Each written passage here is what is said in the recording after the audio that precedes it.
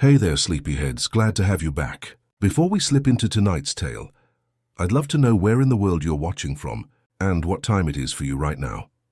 There was something about the way dreams could taste like copper pennies and morning light that made the universe pause that October night, holding its breath while a new kind of dreamer prepared to enter the world.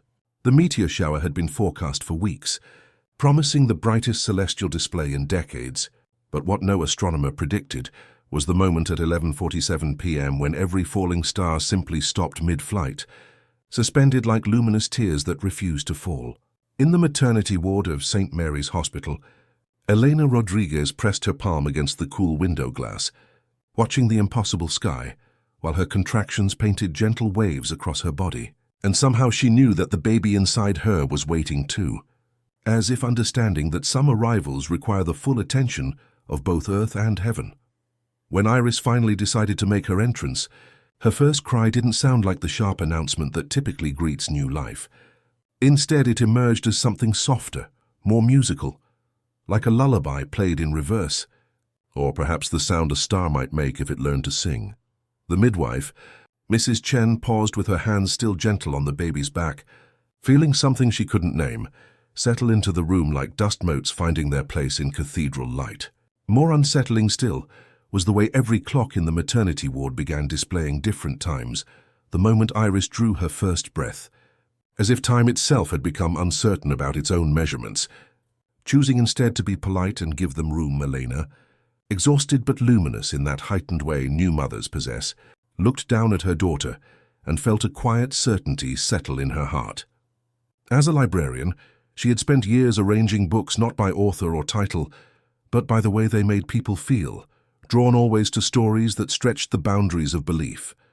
She kept a special collection at home, tales of impossible things that she had been gathering without really understanding why. Now holding Iris, she knew with crystalline clarity that she had been preparing for this moment her entire life. This child, with her musical cry and the peculiar way she seemed to make the very stars pause in their ancient dance, was not just born into the world, but born as a bridge between worlds that others could only dream about. In the waiting room, Marcus had fallen asleep with his knees to his chest, a paperback adventure story open on his lap, as if courage could be borrowed from pages. When the nurse touched his shoulder and whispered that he had a sister, he smiled without fully waking, as if he'd been expecting her all along, the way you expect rain after a long summer. He padded down the hall with his shoelaces trailing, holding the book like a talisman. Anne stood in the doorway just long enough to see Iris blink her eyes open. Slow, deliberate blinks, like secret signals to anyone watching carefully enough to notice. Outside, the meteors resumed their gentle descent after exactly 7 minutes of celestial patience, leaving shimmering echoes in their wake. The drive home was slow, past trees that had made a pact with the wind to move only as much as necessary. At a traffic light, a white moth tapped the window, and Iris's lashes fluttered in response. Elena smiled at the coincidence and at the way her daughter's breath seemed to match the turn signal's rhythm. That night, as the family settled into sleep, something opened the smallest of doors in the fabric of the ordinary world. A hinge so delicate no one heard it, only felt the house become larger by the size of a whisper, while outside, the sandbox in their tiny yard waited under its tarp for tomorrow's first lesson in breathing together. Morning arrived like a whispered promise, and with it came the sandbox that would change everything. Though no one could have guessed it at the time, Eleanor had ordered it from a catalogue during one of Iris's afternoon naps, drawn to the simple wooden frame and the promise of natural play experiences. But when the delivery man arrived, whistling something that sounded like a lullaby, she felt that familiar flutter of recognition in her chest, the same feeling she got when shelving books that seemed to hum with their own stories. He assembled it with unusual care, taking time to ensure each corner sat perfectly level, and when he poured in the pale sand, it settled with a soft sigh that made both adults pause and smile without knowing why.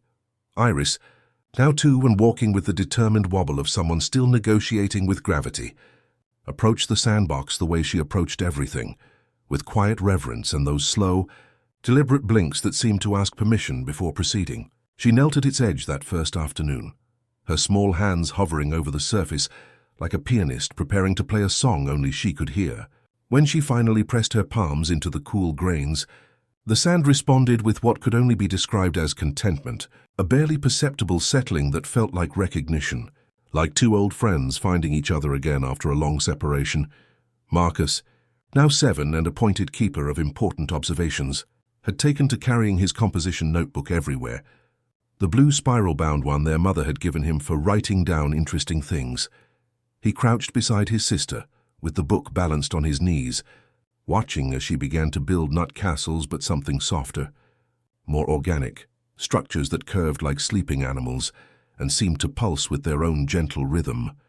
She worked mostly in silence, occasionally pausing to whisper to her creations in that musical language she'd been developing, sounds that weren't quite words but weren't quite nonsense either, rising and falling like breath made audible.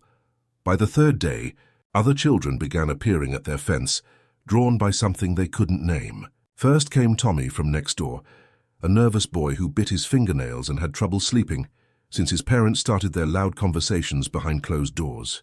He stood watching through the chain link as Iris shaped what looked like a miniature mountain range, complete with valleys that seemed to invite exploration. Without looking up from her work, Iris patted the sand beside her, and somehow Tommy understood the invitation, climbing over with the awkward grace of childhood and settling cross-legged next to her, his anxious energy gradually slowing to match the rhythm of her building. Soon others followed, Sarah with her thick glasses and careful way of speaking, Miguel who collected smooth stones, little Annie who still sucked her thumb. They came without planning and found themselves sitting in a loose circle around Iris as she continued her mysterious architecture, their usual squabbles forgotten, their restless energy replaced by a shared, inexplicable serenity. Marcus documented everything in his careful handwriting, noting how the children's faces changed when they sat with Iris, how their shoulders dropped and their breathing deepened, how the sandbox itself seemed to exhale and inhale with a rhythm that matched their collective calm. As autumn painted the maple leaves and winter wrapped the sandbox in a clear plastic cover, Iris learned to count not with numbers but with patterns, 3 soft hums to set a shape, 2 breaths to release it, a steady hand when walls sagged. The sandbox kept breathing through the seasons, fogging and clearing under its winter cover like a sleeping creature, patient and alive, waiting for spring and the fever that would teach Iris about doorways that open, not with keys, but with recognition. Spring returned with its soft insistence, lifting winter's careful shroud from the sandbox and coaxing the first brave daffodils from their earthen sleep. Iris, now 7, and walking with the quiet confidence of someone who had learned to listen to the world's whispered secrets, felt the season's arrival not just in the warming air, but in the way her dreams began to taste different, sweeter, more substantial, like honey mixed with starlight. It was during the 3rd week of April, when the lilacs opened their purple mouths to sing, that the fever came to visit, settling into her small body with the gentle persistence of a cat choosing its favorite sunny spot. This wasn't the harsh, burning fever that sends parents rushing to emergency rooms, but something softer, more purposeful, a warm glow that seemed to emanate from somewhere deeper than her bones, making the edges of everything shimmer like heat waves rising from summer pavement. Eleanor moved through the house with practiced calm, bringing cool cloths that smelled of lavender and cups of chamomile tea that steamed like tiny prayers. Marcus, now 8 and appointed himself keeper of important observations, established a vigil beside Iris's bed with his composition notebook and a flashlight, documenting everything with the reverent attention of a scholar discovering ancient texts. The fever held steady at 101.3 degrees for 3 days, as if it had found exactly the temperature it needed to accomplish its mysterious work. During these floating hours between sleep and waking, Iris began to notice something extraordinary happening in the space where consciousness grows thin and permeable. It started as a sensation rather than a sight, like the moment when you're falling asleep and suddenly feel as though you're floating. Except instead of startling awake, she learned to let herself drift deeper into that weightless place where ordinary rules forgot to apply.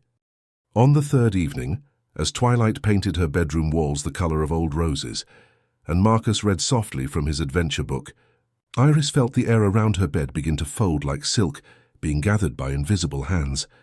She didn't move from her pillow, didn't even open her eyes fully, but simply allowed herself to slip through the crease that appeared between one breath and the next, the way a letter slides through a mail slot into a world of infinite possibility. She found herself standing on paths that glowed with their own gentle phosphorescence, in a landscape that breathed with the rhythm of a vast, patient heart. The ground beneath her bare feet felt like sand that had learned to sing, warm and welcoming, pulsing with recognition. Above her stretched a sky that wasn't quite sky, but rather a soft ceiling of light that shifted through colors she had no names for, all accompanied by a sound like the deepest note of a cello, played by someone who understood that music was really just love made audible. This was the inside place, though she wouldn't learn to call it that for several more visits. Here emotions lived like gentle creatures in valleys shaped like cupped hands, where feelings could rest without being judged or hurried along. She walked the luminous pathways with the unhurried curiosity of childhood, understanding without being told that she had found her way home to a place she had always carried within her, but never knew how to reach. When she woke the next morning, the fever had departed as quietly as it had arrived, leaving behind only the faint taste of starlight and the absolute certainty that the sandbox outside was humming in harmony with something vast and beautiful that most people had simply forgotten how to hear. The fever's departure left Iris with more than recovered health. It left her with a compass that pointed not north but inward, toward those luminous pathways she could now access as easily as stepping from her bedroom into the hallway. Over the following weeks, as spring settled into its full confidence and the sandbox hummed its patient morning songs, she discovered that slipping into the inside place required nothing more than closing her eyes and trusting the warmth that still lived in her chest like a gentle ember from the fever's visit. Each journey began in that drowsy space between heartbeats, where the world grew soft around its edges and ordinary rules forgot to apply. She would let herself sink into that familiar warmth and then, with the quiet determination of someone who had learned to trust impossible things, she would step sideways through the fold in the air and find herself once again on those glowing paths that pulsed with recognition. But now she wasn't alone. There was someone waiting beside a pool of water that reflected not faces but feelings, an elderly woman whose presence felt like the memory of every bedtime story ever told with love. Her skin seemed woven from warm golden light, and her eyes held the patient kindness of someone who had spent lifetimes learning how to witness without judgment. When she smiled, the sound was like wind chimes made of crystallized comfort. "Welcome back, little heartwalker," the woman said, her voice carrying that same musical quality Iris had heard in her own first cry. "I've been tending this place, waiting for someone like you to find their way home. You can call me whatever feels right. Some have called me Grandmother Light. Others simply know me as the one who listens." Together, they began to explore what the woman called the chambers of feeling, vast spaces where emotions lived not as problems to be solved, but as landscapes to be understood. There were valleys where sadness pooled like morning mist, not heavy but cleansing, the way rain feeds flowers that couldn't bloom without it. There were hills of joy that sparkled with their own light, where laughter grew like wildflowers, and hope nested in trees whose leaves sang with every breeze. Most wondrous were the quiet pools where love rested like sleeping swans, their necks curved in perfect trust, their breathing synchronized with the gentle rhythm that seemed to underlie everything in this place. "Every heart has its own geography," the woman explained as they walked paths that reshaped themselves with each step. "Your gift, little one, is not to change these landscapes, but to visit them with such complete acceptance that they remember their own capacity for peace." She taught Iris the 4 gentle movements that lived at the center of every chamber: opening, receiving, holding, releasing. "You don't push a door like this," she said, gesturing toward a closed chamber that hummed with patient waiting. "You sit nearby until it remembers why it was built to open." When Iris returned to her bedroom that morning, she found Marcus already awake, sitting cross-legged with his composition notebook, waiting with the reverent attention of someone who understood that important stories require witnesses. She told him about the inside place in her musical half-language, and he wrote it all down with careful devotion, somehow understanding that he was documenting not just dreams but the beginning of something that would teach them both new ways to love the world, the understanding that flowed between the inside place and the waking world began to express itself in the most ordinary of ways. Though Marcus would later write in his composition notebook that ordinary was perhaps the wrong word for magic, that tasted like starlight and felt like being remembered by the universe. It started on a Tuesday morning, when the kitchen filled with that particular golden light that makes even the simplest tasks feel sacred. And Iris, now 8 and moving through the world with quiet purpose, found herself drawn to the bread box as if it had been calling her name in a voice only she could hear. Elena watched from the doorway, coffee mug warming her palms, as her daughter began assembling what looked like perfectly normal sandwiches, but felt like something far more intentional.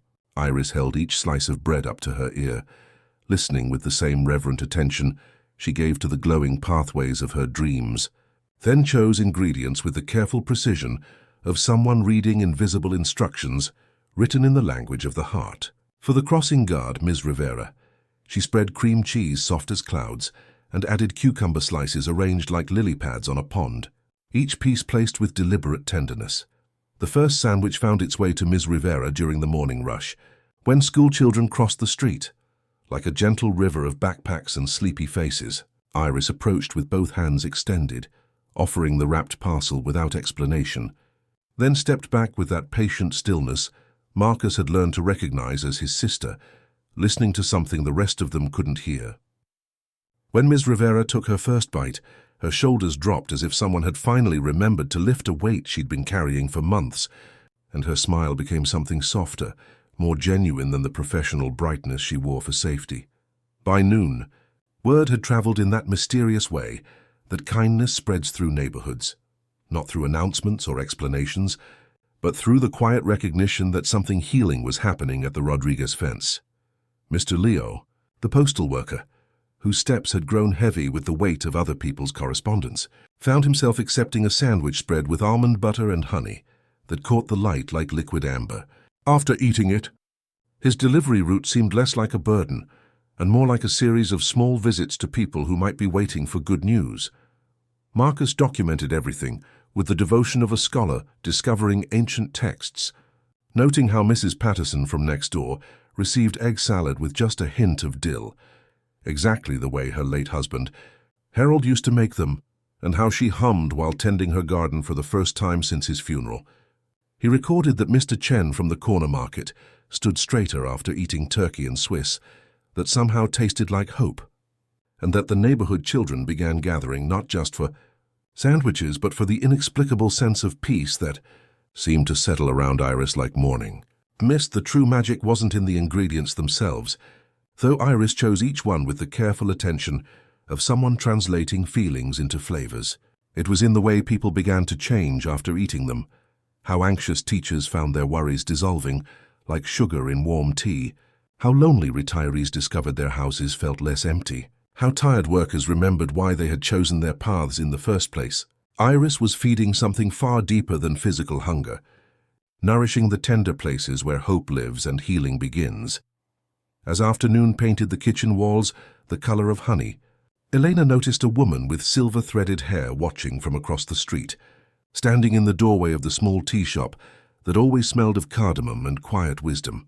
The woman lifted her mug in a gentle greeting, her eyes holding the patient kindness of someone who recognized a fellow traveler on the pathways of the heart, then disappeared back inside, leaving the door slightly ajar, as if to say, whenever you're ready, there are deeper lessons waiting to unfold. The invitation that had hung in the air like the scent of jasmine after rain felt too gentle to ignore, and Elena found herself drawn across the street the following afternoon, when the light painted everything the color of honey and second chances. She walked with Iris and Marcus, their footsteps creating a soft rhythm on the worn sidewalk, past Mrs. Patterson's garden, where the roses nodded their approval, and the old oak tree that had been keeping neighborhood secrets for longer than anyone could remember. The tea shop called the Still Point breathed with the accumulated patience of someone who understood that healing happened not through urgency, but through the gentle art of waiting. When the door opened with its soft chime that sounded like a contented sigh, they were enveloped in air that carried scents designed to settle directly into the soul, cardamom and honey, jasmine and something indefinable that reminded visitors of being held when they were small, and the world felt infinitely safe. Dr. Amara Okafor emerged from behind a counter, lined with glass jars that held teas from places. That sounded like poetry, her silver-threaded hair catching the afternoon light like spun moonbeams. Her eyes held the patient warmth of someone who had spent 37 years listening to the intimate rhythms of human hearts, learning their languages of flutter and pause, their whispered stories of love and loss, carried in the steady lub-dub that she had monitored through stethoscopes and careful attention. "You brought the one who listens," she said, not as a question but as recognition, her voice carrying traces of Lagos and London, of medical schools and meditation retreats. "I've been watching your daughter, Elena. I can see it in the way people change after they've been near her. The postal worker's blood pressure has dropped. The crossing guard sleeps through the night now. The children from the neighborhood carry a peace they didn't have before." She guided them to a round table by the window where afternoon light pooled like a patient cat, then returned with a teapot that steamed with promises of chamomile and lavender. For Iris, she brought a cup perfectly sized for small hands, the porcelain warm as a whispered lullaby. "I spent decades as a cardiologist," Dr. Okafor explained as she poured, "learning the physical chambers, the valves and vessels. But the older maps, the ones no instrument could capture, those were the ones that called me home."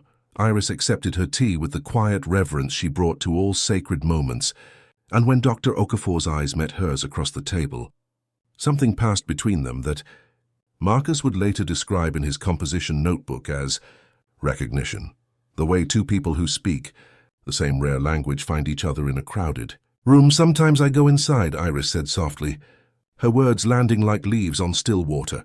"There's a place that breathes." "I know," Dr. Okafor replied, her smile deepening like ripples spreading across a pond. "Some of us are invited there. We don't force doors. We keep company with them until they remember why hinges were made."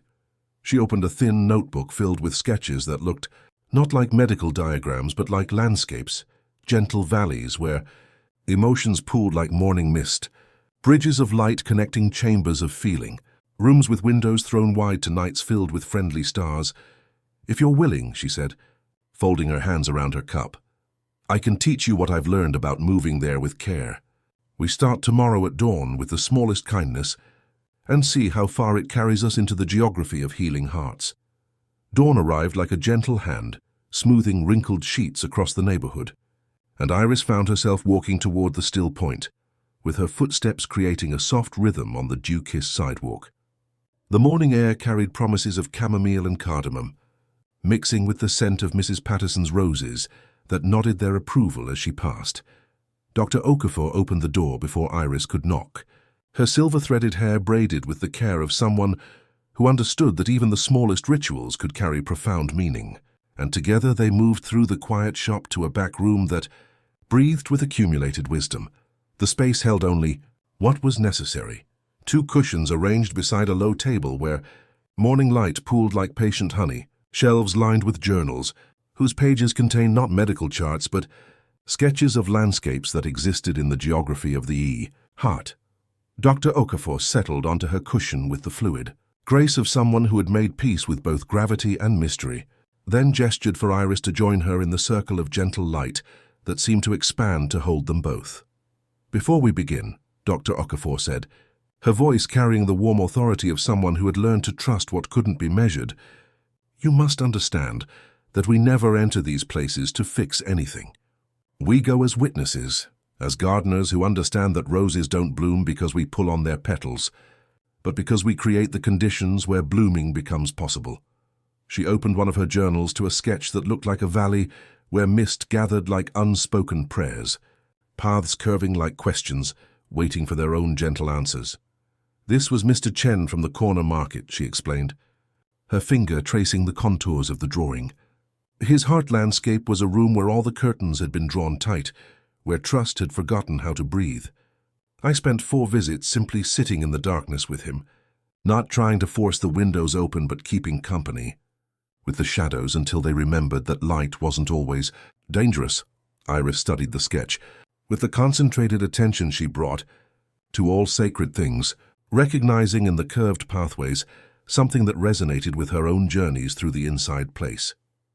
The drawing seemed to pulse with its own quiet life, as if the healing it represented was still happening somewhere in the space between heartbeats. Today, Dr. Okafor continued, closing the journal and folding her hands around a cup of rose-hip tea that steamed like visible prayers. We'll visit together. You'll learn that every heart has its own weather, its own seasons. Some are flooded valleys where grief pools like morning mist, not heavy but cleansing, the way rain feeds flowers that couldn't bloom without it. Others are cramped chambers where fear has built walls so high that even love forgets how to enter. She taught Iris the 4 movements that lived at the center of all healing work: opening without expectation, receiving without judgment, holding without urgency, and releasing with gratitude. Think of yourself as someone who keeps company with doors, she said, her hands moving through the air as if tending invisible gardens. You don't force them open. You sit nearby until they remember why hinges were made. As the morning light strengthened and the neighborhood began to wake with the soft sounds of coffee brewing and children getting ready for school, Dr. Okafor pressed a small notebook into Iris's hands, blank pages waiting to be filled with sketches and observations, a place to record the geography of healing as it revealed itself one heart at a time. Tonight, she said, when you visit the inside place, try this. Instead of walking the familiar paths, sit quietly at the first crossroads you find. Let the landscape show you what it wants you to see. Trust that you'll be guided to exactly where someone needs you to be. The lesson ended as gently as it had begun, with the understanding that some education happens not through instruction but through presence, and that the most profound lessons are often learned in the quiet spaces between one breath and the next. That evening, as twilight painted her bedroom walls the color of old roses, and Marcus settled into his familiar vigil with his composition notebook, Iris carried Dr. Okafor's words like a whispered melody in her heart. She closed her eyes and let herself sink into the familiar warmth that lived in her chest like a gentle ember, slipping through the crease between heartbeats into the luminous pathways of the inside place. Instead of following the familiar routes toward valleys where sadness pooled like morning mist, she settled herself at the first crossroads she encountered, where 4 paths stretched like the arms of a gentle star. She sat cross-legged on ground that felt like sand that had learned to sing, breathing with the rhythm of the vast heart that cradled this world, and waited with the patient stillness Dr. Okafor had taught her. Gradually, one path began to pulse with a restless energy, humming with the kind of weather that comes from storms that have forgotten how to rain.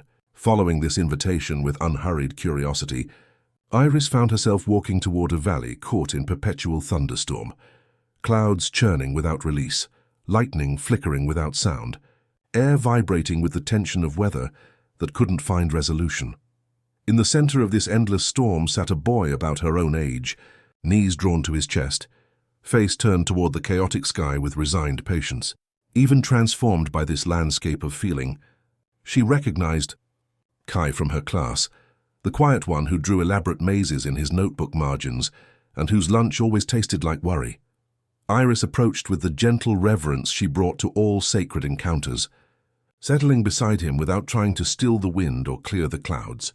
Instead, remembering Dr. Okafor's 4 movements, she began to build shelters, not structures to keep weather out, but places where someone could rest while storms remembered their own rhythm. Opening her hands without expectation, she gathered the storm-charged air and began weaving it into small pavilions that breathed with patience. Receiving the wind's urgency without judgment, she shaped walls that bent instead of breaking. Holding the space with quiet presence, she created roofs that let lightning pass through like filtered light. And in the gentle art of releasing, she let each shelter find its own perfect place in Kai's heart landscape. "My parents fight every night," Kai said finally, his voice barely audible above distant thunder. "About who gets what, and I just sit in my room drawing maps to places that don't exist." The storm flickered and paused, as if even weather understood that some truths require complete attention. Iris didn't try to fix the storm or make it disappear. She simply continued building small islands of peace, places where he could rest even in the middle of chaos, reminders that some storms pass and others teach us how to be stronger trees. When morning came and school brought its usual shuffle of pencil shavings and shoelaces, Kai approached the sandbox before the first bell rang. He didn't speak of dreams or storms, but his shoulders carried less weight, and when he looked at her, his eyes held quiet recognition. He placed a smooth grey stone on the sandbox edge, polished by some forgotten river, a small anchor in the waking world. Their friendship, born in the witness of an inner storm, had begun to deepen, not because Iris had tried to fix anything, but because she had simply been there, offering shelter when his heart needed to remember its capacity for peace. The smooth grey stone that Kai had placed on the sandbox edge became the first in what Marcus would later document as the collection of quiet recognitions, small tokens left by those who had been touched by something they couldn't name but somehow understood. Over the following weeks, as autumn painted the neighborhood in contemplative colors, more objects appeared with the patient inevitability of flowers finding their way toward light. A blue marble from Sarah, who had stopped biting her fingernails. A pressed leaf from Miguel, who slept through the night now.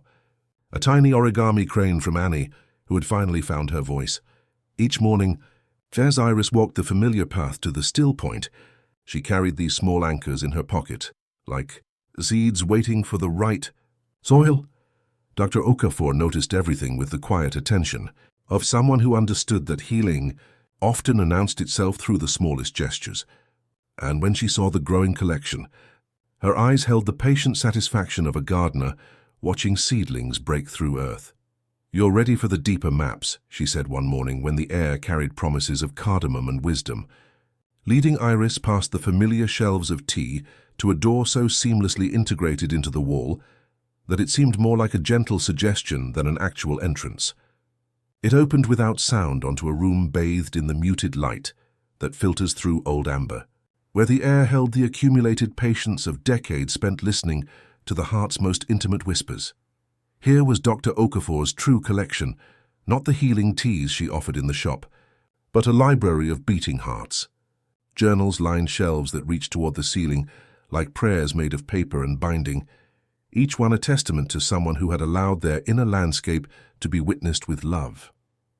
The leather covers were worn smooth by careful handling, their pages filled with sketches that looked like maps of impossible countries, yet pulsed with unmistakable life.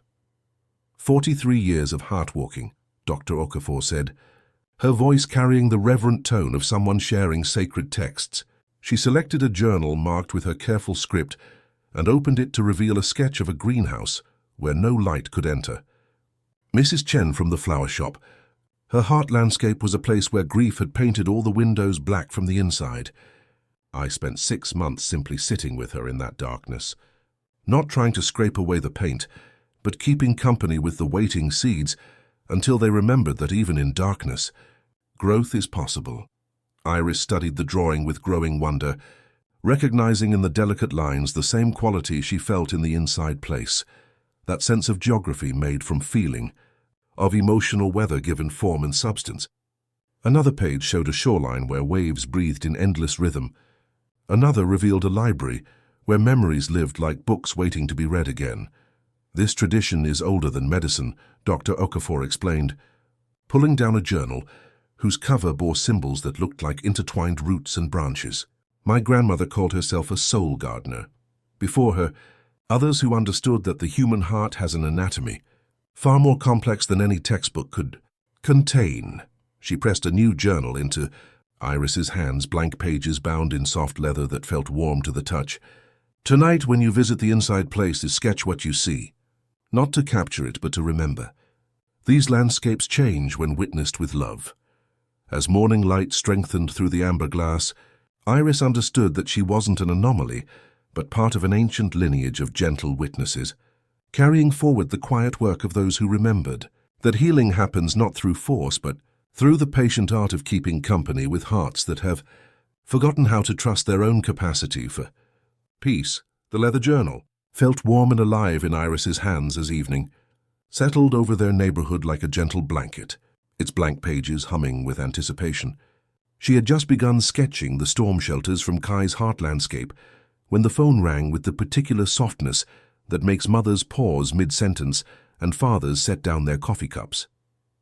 Eleanor's face changed as she listened, growing both tender and distant, and when she hung up, her voice carried the weight of expected but unwelcome news. Abuela Sofia had grown very tired, the kind of tired that sleep alone could not mend.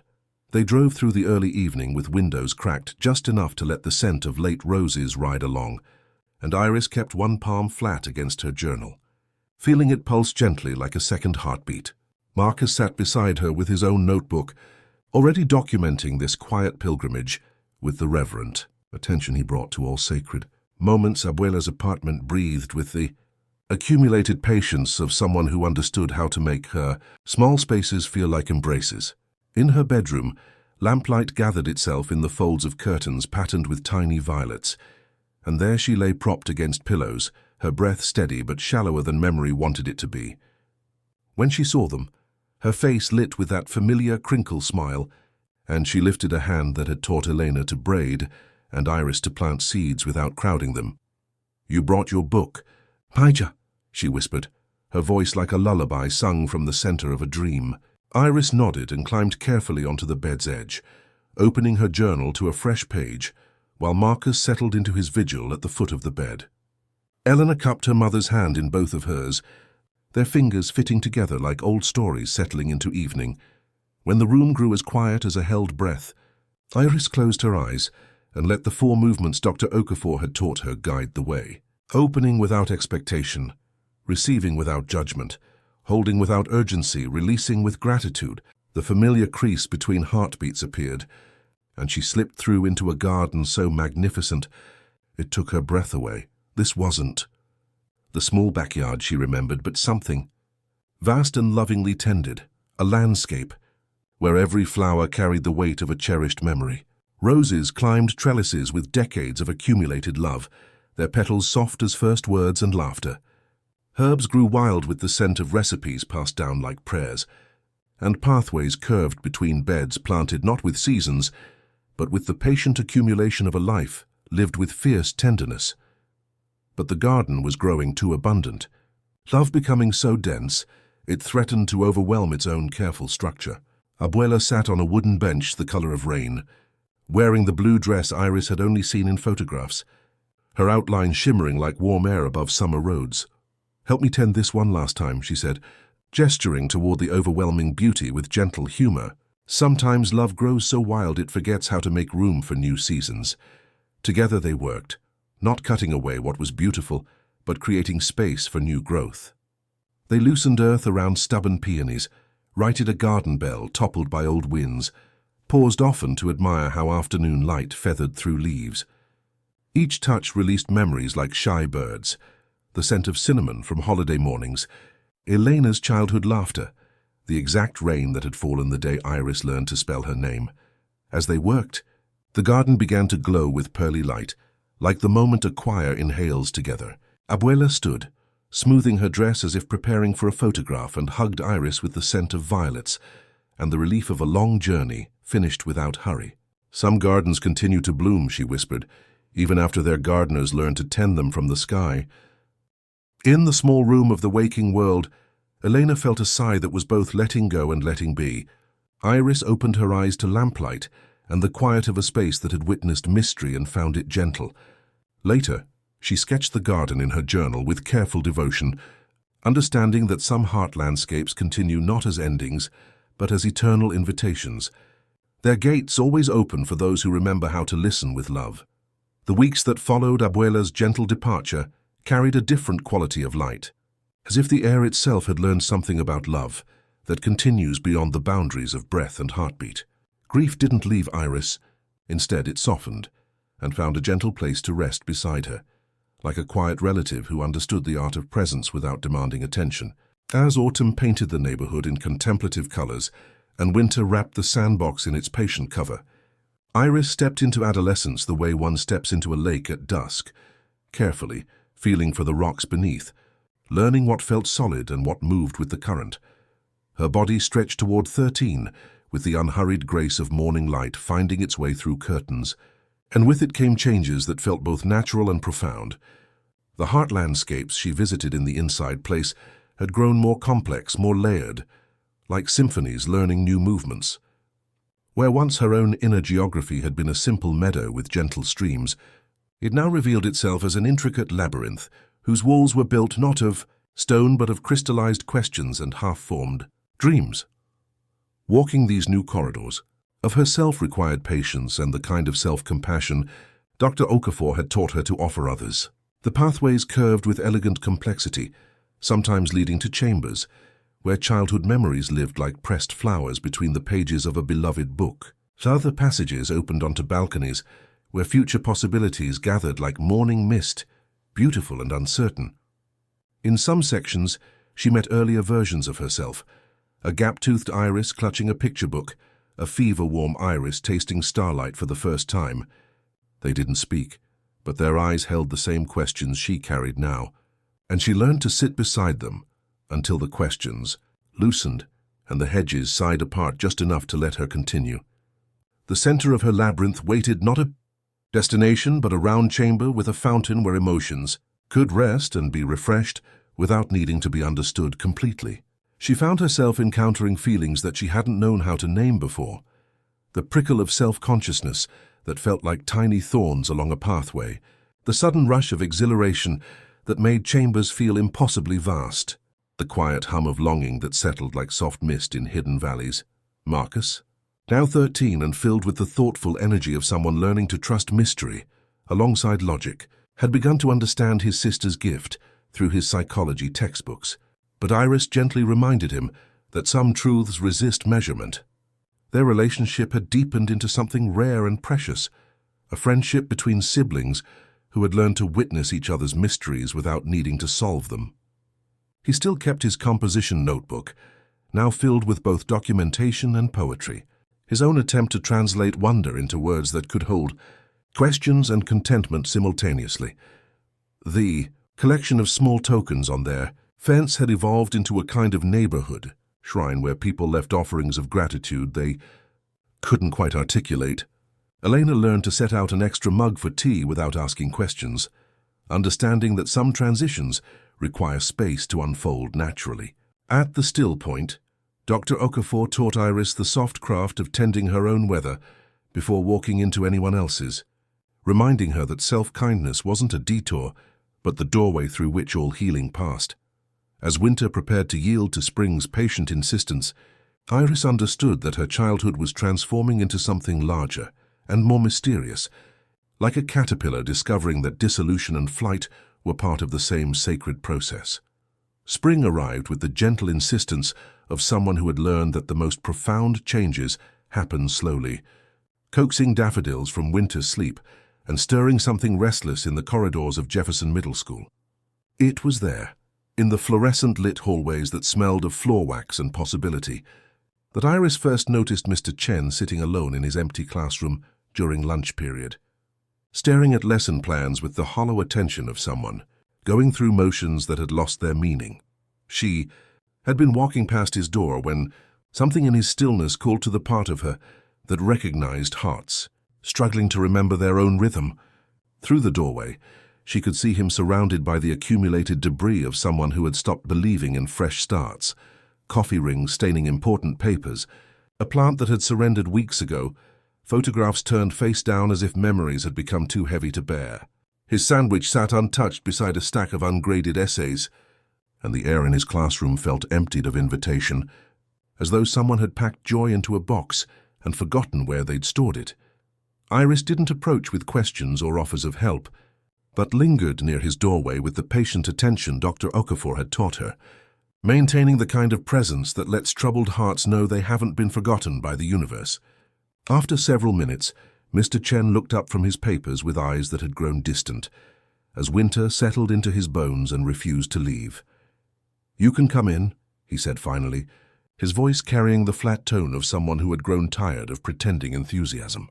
"Though I'm not sure I'm much company these days."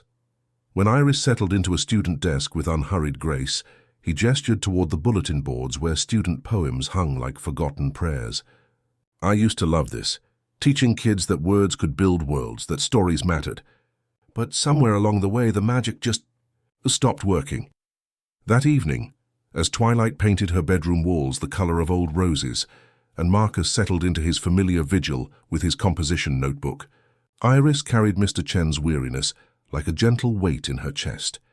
She closed her eyes and let herself slip through the crease between heartbeats, following the 4 movements Dr. Okafor had taught her until she found herself standing in a classroom that existed in the geography of his heart.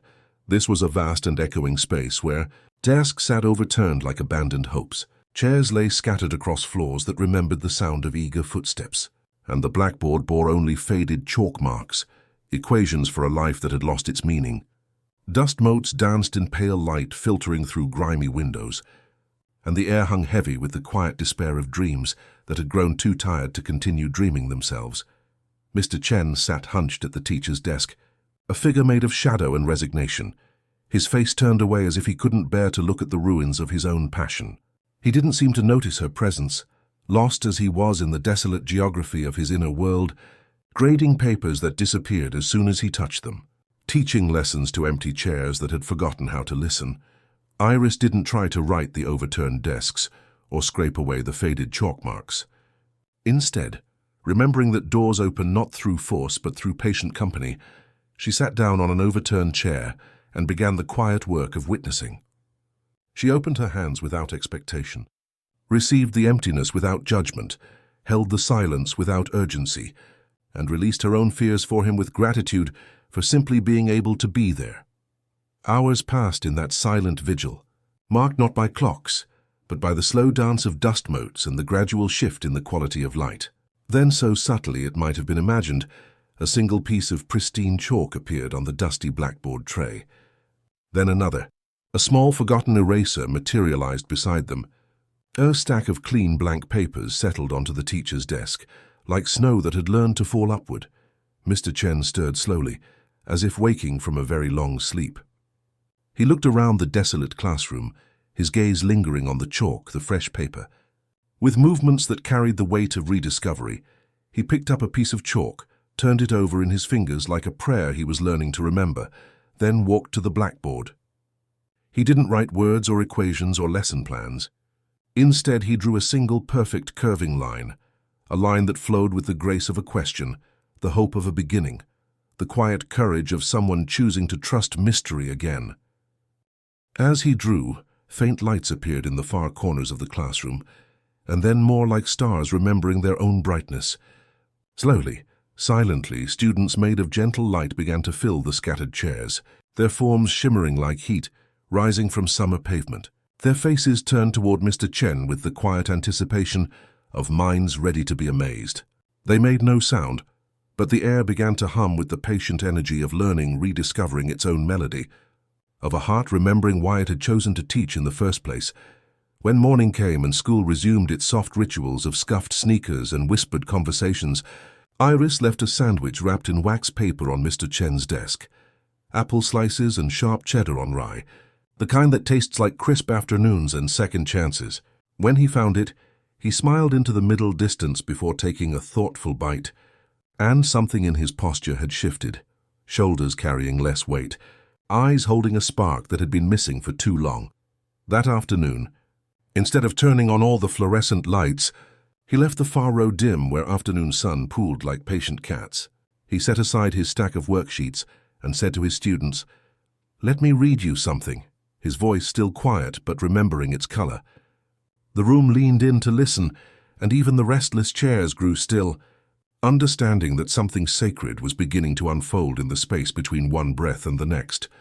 The transformation in Mr. Chen's classroom rippled outward like gentle stones dropped in still water, creating circles of change that touched places no one expected. Students began lingering after the bell, drawn by the way afternoon light now pooled deliberately in corners, and how their teacher's voice had remembered its capacity for wonder. But for Iris, now 15 and moving through the world with quiet purpose, Mr. Chen's healing pointed toward something larger, a calling that smelled of antiseptic and whispered prayers, that breathed with the rhythm of hearts learning to trust again. It was Dr. Okafor who suggested the hospital, her silver-threaded hair catching lamplight, as she poured evening tea at the still point. "St. Mary's needs volunteers for the night shift," she said with the careful attention of someone who understood that some invitations arrived disguised as practical suggestions, the children's ward especially. "There's something about the quiet hours that makes healing possible," in ways daylight can't quite manage. Elena signed the forms with the measured care of a mother who trusts the world but still watches its edges, and Marcus appointed himself keeper of supplies, helping Iris organize what they called the breathing cart, a rolling collection of chamomile tea in small thermoses, sandwiches wrapped in wax paper, and the kind of patient presence that helps anxious hearts remember their own rhythm. The hospital at night breathed differently than during the day, slower and more contemplative, like a vast creature settling into the rhythm of dreams and healing. Iris moved through corridors that hummed with the soft metronome of monitors, past rooms where families kept vigil beside beds that held their most precious cargo. Her official duties were simple enough: offering tea to waiting families, reading stories to children who couldn't sleep, maintaining the kind of unhurried presence that helps troubled minds settle into rest. But as she walked the halls with her basket of picture books and the gentle authority of someone who understood that healing often happened in whispers, she began to notice something extraordinary. The sleeping children seemed to be dreaming with unusual vividness, their faces growing peaceful in ways that suggested they were traveling to places that existed beyond the boundaries of ordinary geography. When the hour grew thin and the hallways turned to velvet, Iris found herself slipping into that familiar space between heartbeats, following the warm current of connection into the dream territories where young hearts learn to trust. 7-year-old Timothy, fighting a fever that had settled into his small body like an unwelcome guest, led her to a vast meadow where dandelions grew tall as trees and their seeds floated like tiny suns.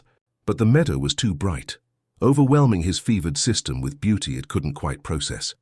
Using the 4 movements Dr. Okafor had taught her, Iris began creating patches of gentle shade. Not darkness, but filtered light that made even the most brilliant day comfortable for tired eyes.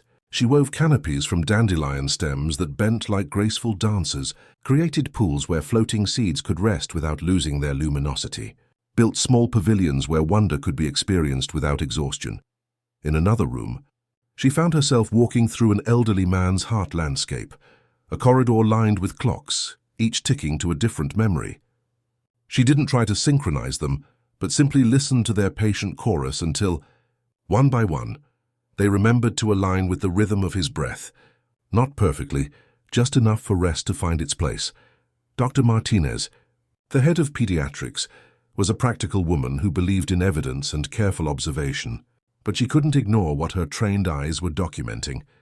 "Recovery times are improving," she told Iris one evening, as they watched the ward settle into its nighttime rhythm. "Children are sleeping through the night, waking with stories of gardens where flowers sing. I don't know what you're doing, but keep doing it." As spring deepened into early summer's confidence, Iris understood that her gift was expanding beyond boundaries she had imagined possible, reaching into the dream territories, where healing happened not through force, but through the patient art of keeping company with hearts that were learning to trust the world again, one gentle breath at a time. The notebook Marcus carried had grown thick with observations that read like poetry, disguised as psychology, filled with careful documentation of what he privately called the Iris effect. Recovery rates that defied statistical probability. Children who woke speaking of gardens where flowers sang lullabies. Families who found unexpected peace in waiting rooms that had previously felt like purgatory. Now 17 and studying psychology at the community college while living at home, he moved between worlds with the careful attention of someone learning to trust mystery alongside measurement. "Look at these numbers," he said one evening as they sat in their childhood kitchen, spreading his charts across the table where Iris had once made sandwiches that tasted like comfort. "Recovery times are down 30% in the children's ward since you started volunteering. Sleep quality scores are through the roof. Dr. Martinez wants to document what she calls environmental factors affecting healing. But she can't isolate what's actually changing." Iris studied his careful graphs and charts with the patient attention she brought to all sacred things, recognizing in the data the same patterns she felt in the inside place. Hearts learning to trust, chambers opening like flowers after rain, the quiet mathematics of love made visible through healing. But she also felt something else, a gentle resistance to having mystery translated into numbers, like trying to capture the scent of roses in a photograph. "Some things can't be measured," she said softly, her fingers tracing the curve of a recovery graph that looked remarkably like the pathways she walked in heart landscapes. Only experienced. She looked up at her brother with eyes that held the patient wisdom of someone who had learned to trust what couldn't be proven. You're trying to build a bridge between worlds, Marcus, but maybe some bridges are meant to be walked, not explained. Marcus had begun calling himself, half in jest, a cartographer of sorrow. He drew weather maps of feelings, charting the isobars of grief and relief across paper continents that resembled no country on Earth, yet felt familiar as breathing. His interviews with Dr. Martinez revealed a practical woman whose efficient kindness hid a surprised tenderness. Whenever she spoke of Iris, "I've been practicing medicine for 23 years, she had told him that afternoon, her voice carrying the weight of someone who had learned to trust evidence above intuition. But this is something different, something I don't have words for. That night, as Iris prepared for her hospital rounds, Marcus found himself staring at a blank page in his notebook, the white space suddenly overwhelming in its honesty about not knowing. When exhaustion finally claimed him, cheek pressed against the open page, he felt himself slipping into a chamber that belonged to him alone, a map room at midnight, where cabinets reached toward the ceiling, drawers labeled with theories he had collected like shields against uncertainty. On the central table lay a great chart of a dark sea, its edges carefully inked, its center left open and unmarked. He reached for familiar tools, compass, ruler, protractor, but they skittered away as if remembering they had once been living wood. Panic rose, that familiar urge to measure everything into safety, until he felt Iris's presence like warmth at his shoulder. "You don't have to chart the whole ocean," she seemed to say, though her mouth didn't move. "It knows its own shoreline. Sit with the mystery." He set down his instruments and placed both palms on the blank center. The paper warmed beneath his touch, and slowly a coastline surfaced, not a sharp edge but a breathing margin where certainty met wonder. He drew what he could see and left what he could not as open water, writing in small script where the lines faded. "Here be tenderness." When he woke, the words were still there, scrawled in his own hand. His next notes were different, recording not only temperatures and sleep stages, but the tiny rituals that changed a room's weather. The way Iris waited 10 full seconds before speaking to a frightened parent, how she matched her breathing to a child's monitor until the numbers learned a slower song. Their conversation was interrupted by Elena's gentle knock, followed by her voice carrying the particular tone that meant important news was arriving disguised as ordinary information. "Dr. Okafor called," she said, settling into the chair where she had once helped with homework and listened to stories that stretched the boundaries of belief. "She wants to see you both tomorrow morning. She says it's time for what she calls the deeper work." As evening painted the kitchen walls the color of honey and second chances, Marcus spread his new map across the table, a chart that held both coastline and open water, measurement and mystery in gentle conversation. "Maybe," he said, his voice careful as a first step onto an untested bridge, "we could create a space for this, somewhere people can come when their maps don't match their weather." Iris looked toward the window, where the still point's lights glowed across the street, and something settled between them like a patient cat choosing its sunny spot. The idea breathed with possibility, already imagining itself into existence while outside, the neighborhood settled into its evening rhythm, unaware that tomorrow would bring new lessons in the ancient art of hearts learning to heal themselves. Morning arrived with the particular quality of light that makes long-held dreams feel ready to unfold, and Iris found herself walking toward the still point with Marcus beside her, their footsteps creating a gentle rhythm on the dew-kissed sidewalk. The tea shop breathed with accumulated patience, its windows catching early sunlight like cupped hands, holding 7 years of carefully tended hopes.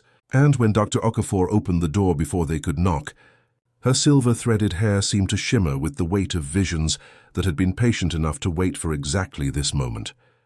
She led them not to the familiar front room with its shelves of healing teas, but through the amber-lit library, where journals of heart landscapes lined the walls like prayers made of paper and binding, past a door Iris had never noticed, one so seamlessly integrated into the wall it seemed more like a gentle suggestion than an actual entrance. It opened without sound onto a narrow corridor that smelled of earth and possibility. leading to what had once been Mrs. Chen's private garden behind the flower shop next door.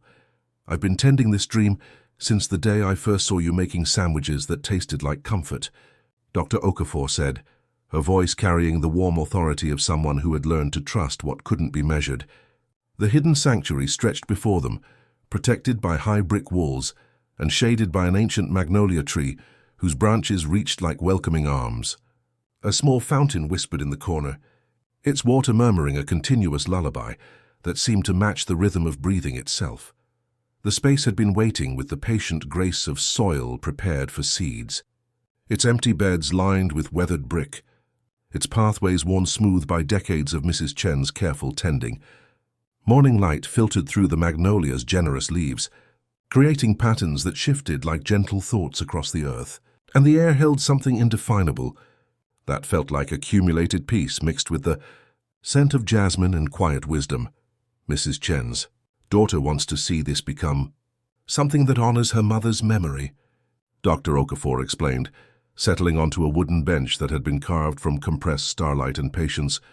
She understood that some gardens continue to bloom even after their gardeners learn to tend them from the sky. We'll call it the breathing room, a place where people can come when their emotional weather feels too heavy to carry alone. Marcus walked the perimeter with his composition notebook, sketching not charts or measurements, but flowing lines that suggested gentle movement, circles that promised containment without confinement. He recognized in the curved pathways something that matched the geography of hearts he had been documenting. Understanding that this space would be where his careful observations could transform into lived experience. They began not with grand plans, but with listening, sitting quietly in different corners until the garden revealed what it wanted to become. Dr. Okafor brought tea that steamed like visible prayers, and they sipped in contemplative silence while the magnolia tree nodded its approval and the fountain kept time with the slow rhythm of transformation. Word traveled the neighborhood the way tenderness always does, not through announcements, but through the quiet recognition that something healing was beginning to unfold. Ms. Rivera appeared the next morning with cushions she'd kept for a someday I couldn't name. Mr. Leo, the postal worker, carried in smooth river stones for the fountain's edge and a wooden bowl for small offerings. Sarah brought her blue marble. Miguel contributed stones polished by patient waters. Annie placed a tiny origami crane on the fountain's rim. They worked without urgency, understanding that some creations require the same patience as hearts learning to heal. Kai strung warm lights through the magnolia's branches, leaving spaces where starlight could filter through. Mrs. Patterson donated herbs from her garden, lavender, rosemary and mint, creating fragrant borders that whispered promises of peace. Mr. Chen, his classroom now alive with renewed purpose, brought a small chalkboard where visitors could leave gentle words for others to find. The transformation happened gradually, like dawn arriving 1 degree of light at a time. They removed all clocks, agreeing that in this space-time would be measured by breath and the slow warmth of tea, cooling in patient hands. Benches appeared as if they had always been there, positioned to catch afternoon light and invite contemplation. Wind chimes found their places in the magnolia's branches, responding to the slightest breeze with sounds that felt like lullabies made audible. When they finally opened the garden gate, simply by leaving it, Faja people came as if remembering an appointment their bodies had made on their behalf. They arrived carrying weather that felt too heavy to bear alone, and discovered a place where emotional storms could simply be, without judgment or the urgency to fix what felt broken. The fountain kept time, the herbs released their healing scents, and the magnolia tree offered shade that felt like being held by ancient wisdom. Iris moved through the space with the unhurried grace she brought to all sacred work, offering tea that tasted like comfort and the kind of presence that helped troubled hearts remember their own rhythm. "In for 4, she would say softly to someone whose breathing had grown shallow with worry. "Hold for 2 and out for 6 if it feels kind." The garden seemed to exhale with them, creating space where healing could happen, not through force but through the patient art of witnessing what was already whole. As evening painted the brick walls the color of honey and second chances, Dr. Okafor placed a simple wooden sign beside the gate. "The breathing room. You don't have to try so hard to be loved. Inside, the light softened like stars learning their own gentleness, and the walls seemed to breathe with accumulated stories of hearts learning to trust again, one patient breath at a time. The years that followed. The breathing room's quiet opening moved like water finding its level, each season bringing deeper understanding of what it meant to tend hearts with the same patience gardeners bring to roses that bloom in their own time. Iris, now 23, and moving through the world with the steady grace of someone who had learned to trust both mystery and measurement, found her gift maturing into something profound and reliable, like a river that had discovered its true course and settled into the rhythm of flowing, exactly where it belonged. Her ability to walk the luminous pathways of heart landscapes had deepened beyond what she had imagined possible. During those first fever-bright visits to the inside place, where once she had spent minutes in the chambers of feeling, she could now remain for hours in a single heart geography, helping to rebuild walls damaged by trauma, not through force but through the patient presence that allowed natural healing to unfold like flowers opening to morning light. The work had taught her the subtle architecture of different kinds of pain.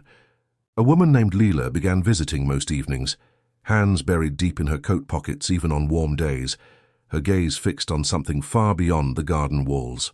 She spoke little, only mentioning that a rainy night had rearranged her life all at once, and even though the car was repaired and bruises had faded, she kept hearing glass breaking in quiet moments. When Iris slipped into the inside place that night, she found herself in a chamber that looked like a shattered atrium, structural beams intact, but the ceiling spider-webbed with glittering cracks, floor dusted with fallen constellations of broken light. She didn't rush toward repair, but stood beneath the fractured skylight and breathed with the room until it remembered it had windows as well as wounds. Using the 4 movements Dr. Okafor had taught her, she gathered fallen fragments and arranged them along the windowsill not as shame but as mosaic, tiny stars learning a quieter sky.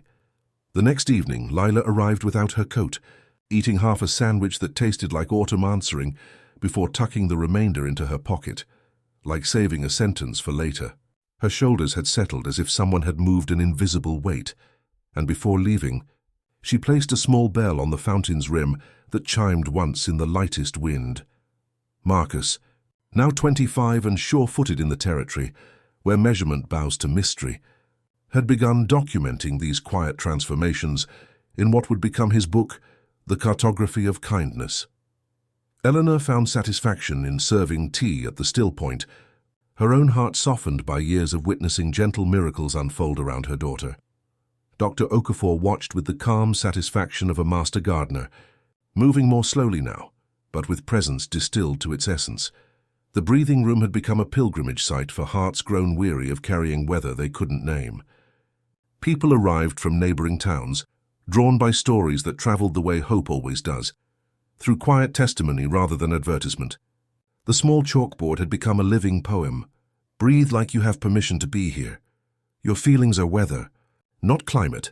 The garden in your chest is still growing. As autumn painted the magnolia's leaves in contemplative colors, Iris felt something stirring, not urgency but recognition, like realizing you've been walking toward something beautiful without knowing its name. The work was deepening, expanding, calling her toward chambers she hadn't known existed, where healing happened not just for individuals, but for the vast, interconnected web of hearts that made up the world's emotional weather. The stirring that had been growing in Iris's chest found its answer on an evening when autumn light filtered through the breathing room's magnolia leaves like honey poured through lace. She was tending the small herb garden when footsteps approached with the particular rhythm of someone accustomed to moving quickly through emergencies, but choosing, in this moment, to walk slowly. When she looked up, she found herself meeting the eyes of a man whose paramedic uniform carried the invisible weight of every call he'd answered. Every hand he'd held while someone's world rearranged itself around. Crisis, Sam settled onto the bench beneath the magnolia with the deliberate stillness of someone who had forgotten how to rest without purpose, accepting the cup of chamomile tea she offered, with hands that seemed both strong and surprisingly gentle. They sat in companionable silence, while the fountain kept time with the slow rhythm of hearts learning to trust again. And when he finally spoke, his voice carried the particular exhaustion of someone who had been holding too much for too long. "I save people," he said, studying the steam rising from his tea as if it might hold answers. "But I can't save them from what comes after. The nightmares, the way they jump when doors slam, how they look at their families like they're made of glass." He paused, and something in his stillness called to the part of her that recognized hearts struggling to remember their own rhythm. "I keep wondering if there's something more I should be doing." Their conversations began to deepen over shared cups of tea and the kind of comfortable silence that exists between people who understand what it means to hold space for others' healing. Sam spoke of calls where he'd arrived too late, families he couldn't save, the weight of carrying other people's worst days home in his chest. Iris listened with the patient attention she brought to all sacred confessions, understanding that sometimes healing began simply with being witnessed without judgment. When she slipped into the inside place one violet evening, she found herself walking through a heart landscape unlike any she had encountered before. Sam's emotional geography was an intricate network of bridges connecting islands of compassion, each span designed to carry someone safely from crisis to calm. The architecture was beautiful and functional, built from years of choosing to show up when others needed him most. But she could see the stress fractures, where too much weight had been carried for too long. At the center of this network stood a lighthouse that had been burning so steadily its keeper had forgotten to tend his own flame. Using the 4 movements Dr. Okafor had taught her, Iris began creating small rest areas along each bridge, places where even the most dedicated helper could pause without abandoning their post. She wove shelters from starlight and patience, planted gardens that bloomed with the understanding that caring for others begins with learning to be gentle with oneself. When morning came and Sam returned after his shift, something in his posture had shifted. Shoulders carrying the same dedication but with less strain, eyes holding their familiar compassion but with deeper reserves to draw from. As weeks passed into months, their friendship deepened through shared understanding of what it meant to witness others' pain without turning away.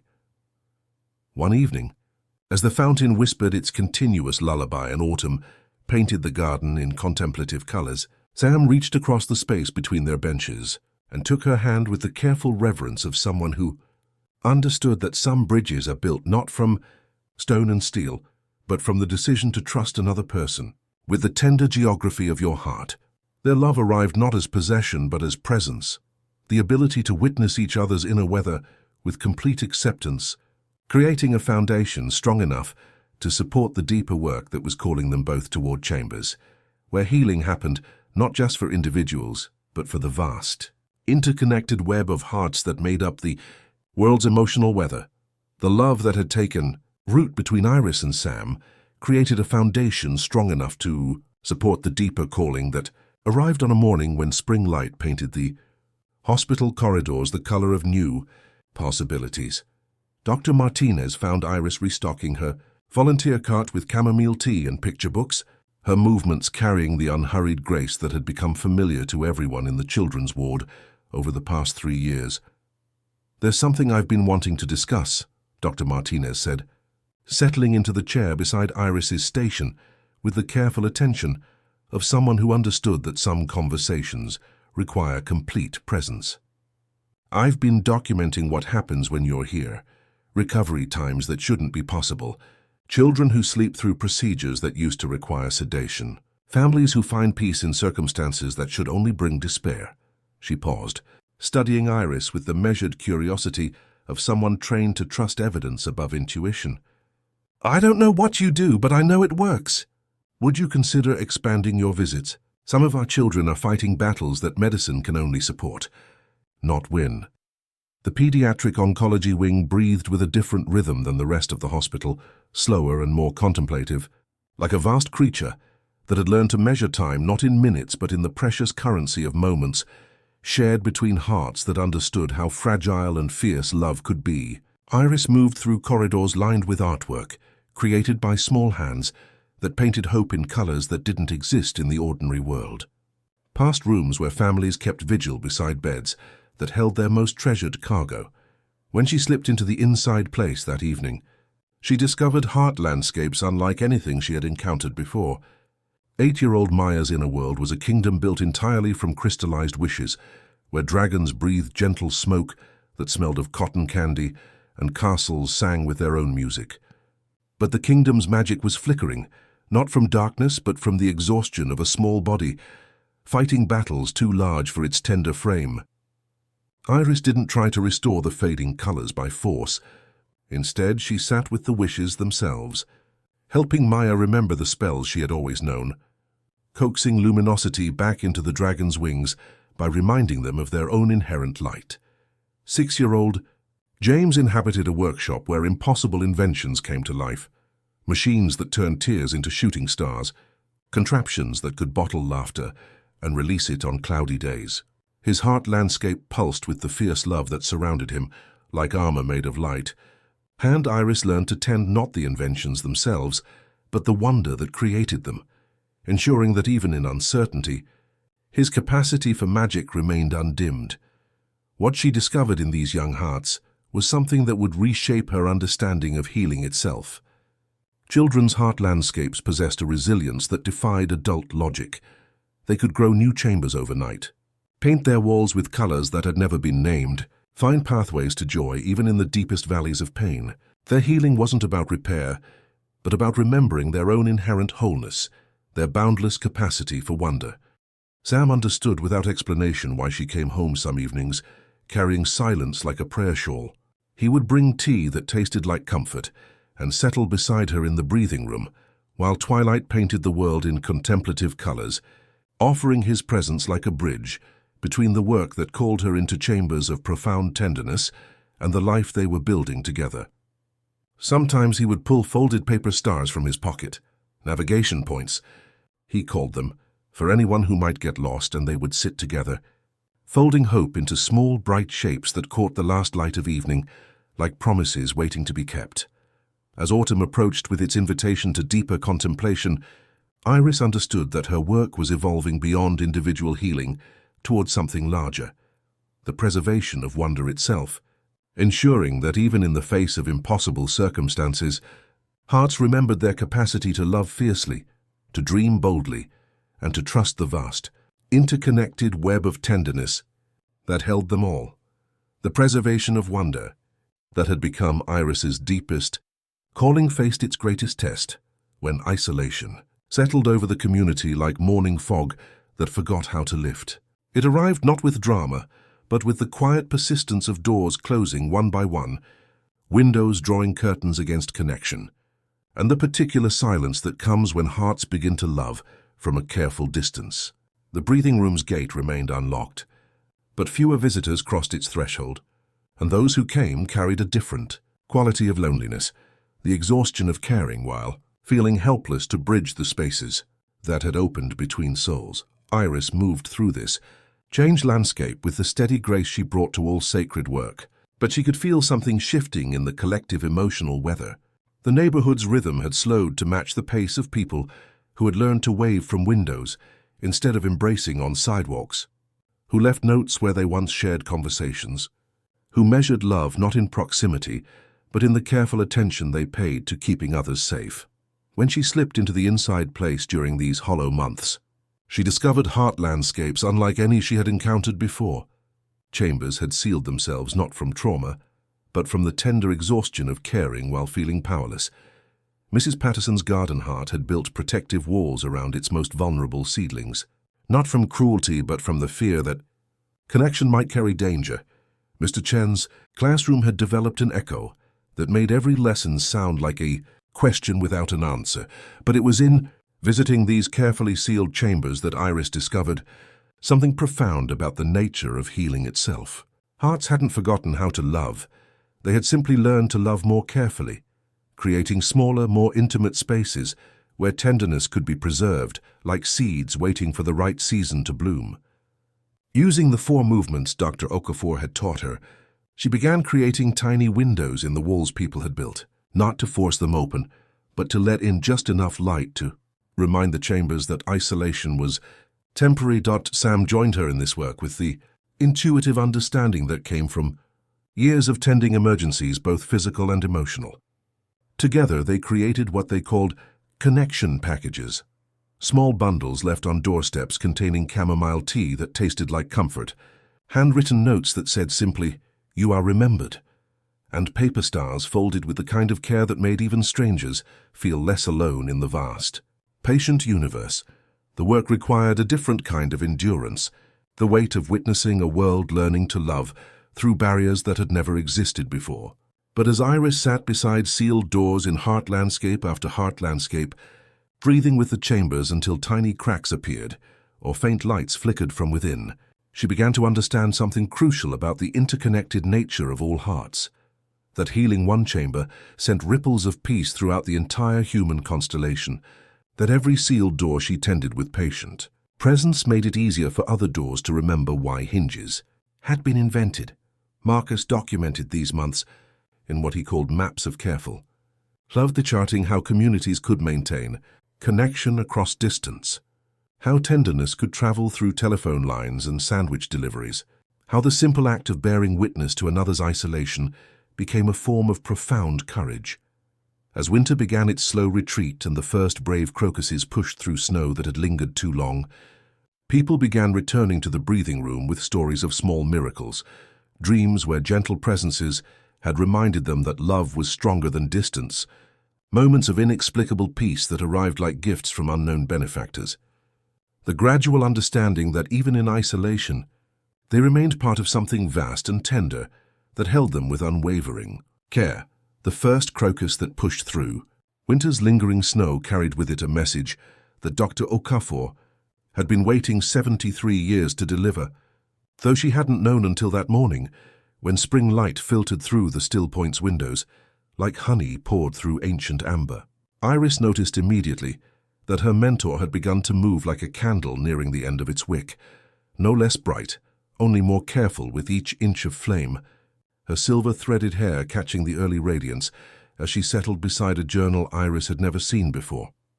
The leather cover bore symbols that looked like intertwined roots and branches, worn smooth by decades of careful handling, and when Dr. Okafor opened it with reverent attention, the pages revealed sketches that seemed to breathe with their own light.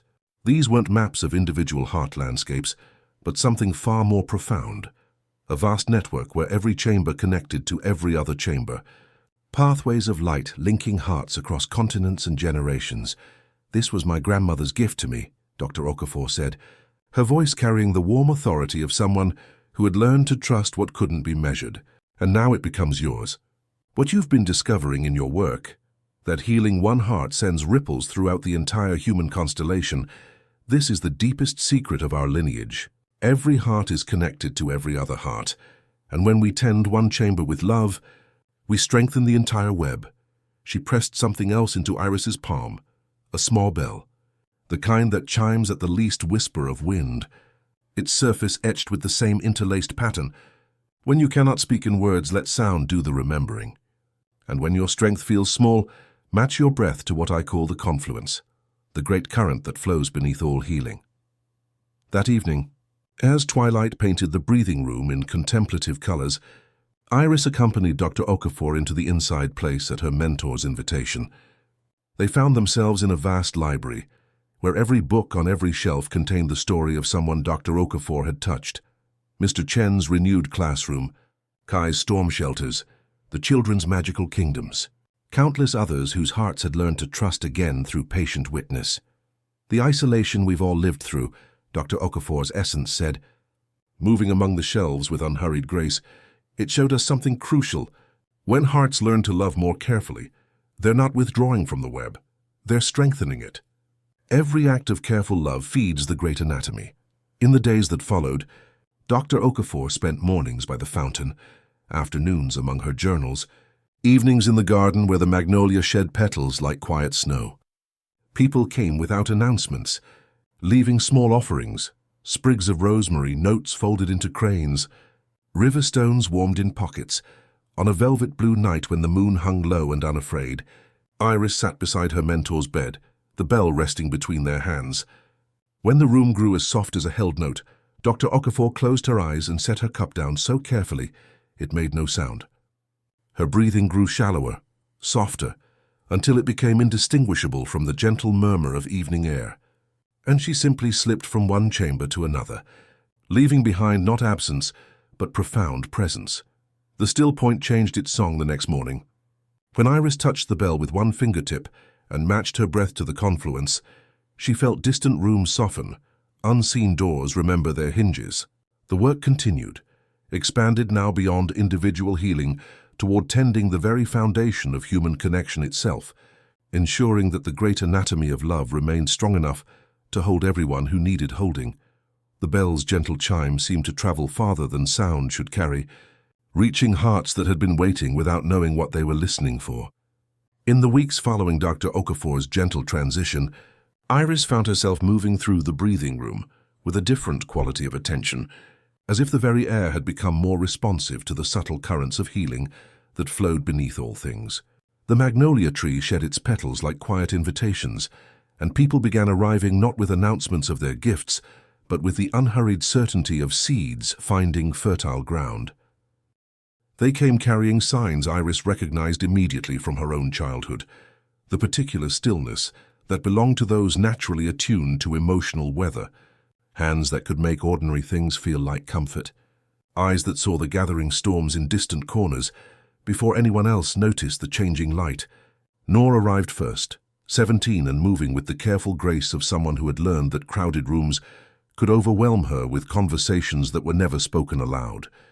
She confessed that she could hear the argument 2 tables over that never left the couple's lips, the apology a child carried home to an empty kitchen.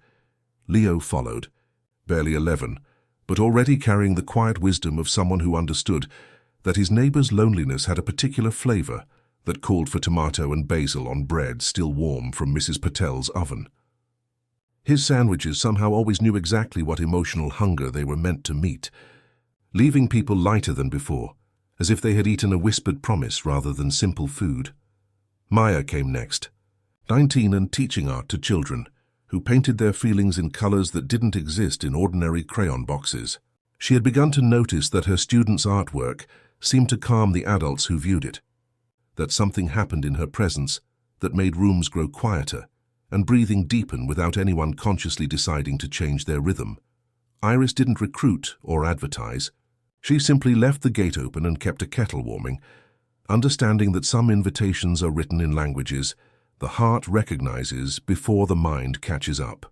Her teaching looked nothing like instruction, and everything like tea shared in contemplative silence, like walking the garden's perimeter until someone paused where the air felt denser with old sorrow, like placing 4 smooth stones on the wooden table, opening, receiving, holding, releasing and inviting gentle fingers to discover which one warmed at their touch. She taught them what Dr. Okafor had taught her, that healing happened not through force but through the patient art of witness, that the most profound changes occurred when someone simply sat with another's inner landscape until it remembered its own capacity for peace. They practiced the 4 movements that lived at the center of all healing work, learning to sense the subtle shifts that indicated when a heart was ready to trust, when a chamber needed company rather than intervention. Marcus, now 30 and documenting what he called the curriculum of kindness, watched them gather with the quiet satisfaction of someone who had learned to chart mystery without diminishing its wonder.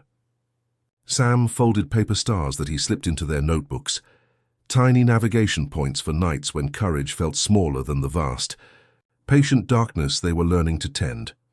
As autumn painted the neighborhood in contemplative colors, Iris understood that Dr. Okafor's deepest gift was revealing itself, the knowledge that every heart connected to every other heart, and that tending one chamber with love sent ripples of healing throughout the entire human constellation. The work was expanding beyond what any single person could accomplish, becoming a gentle revolution of presence, one patient breath at a time.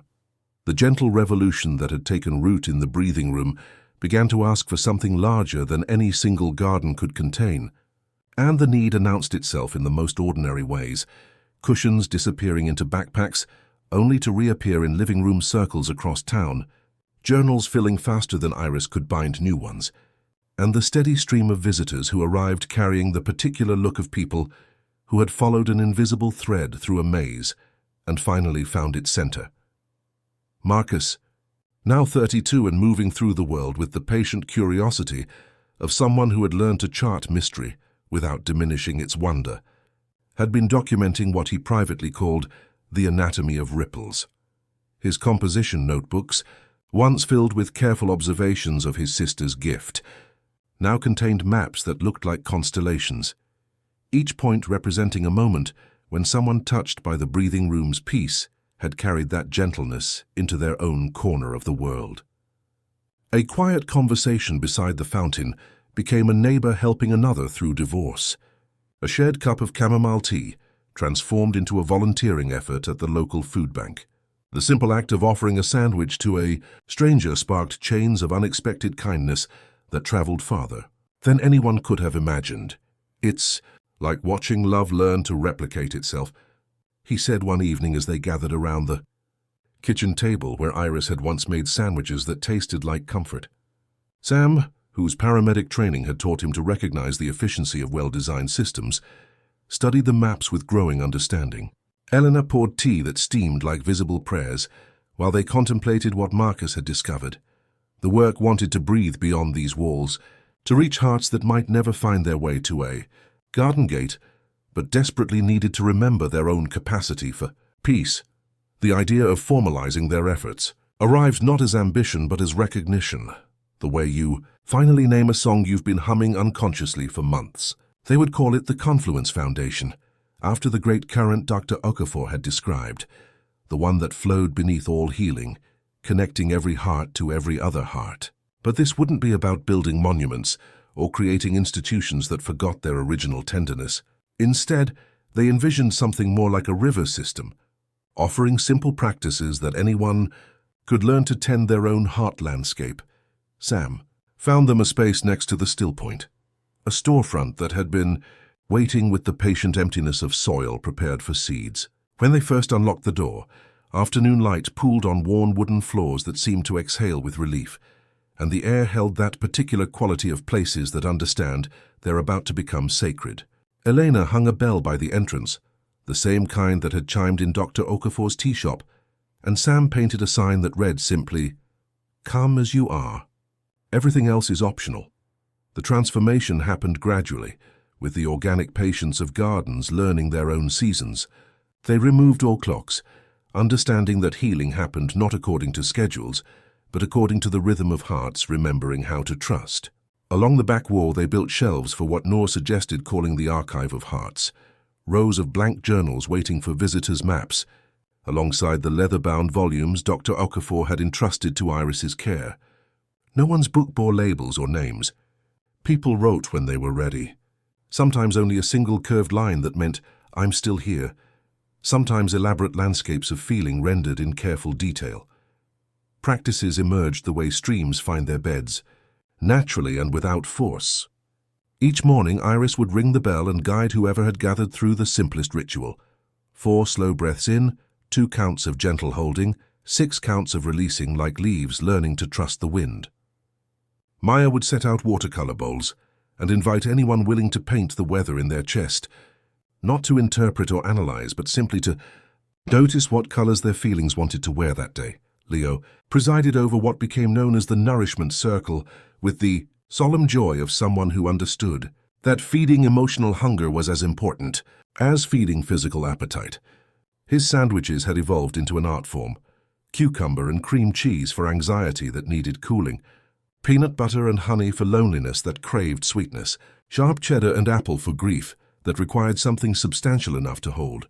Each parcel was wrapped with one of Sam's folded paper stars tucked beneath the string, tiny navigation points for anyone who might need reminding that they weren't lost, only temporarily between destinations.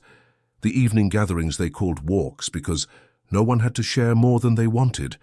People simply followed Iris's gentle voice through guided journeys into inner gardens where benches didn't ask questions and streams remembered everyone's name.